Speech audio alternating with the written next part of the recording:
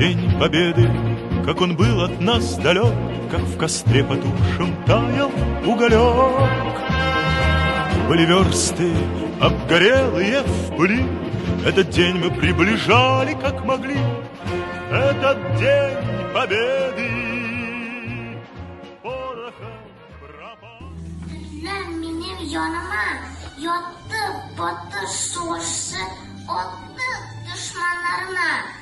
O bir özü savaştı, 15 okşağa karşı şiirmedi. Dikdanda yaralandı kolbaşı.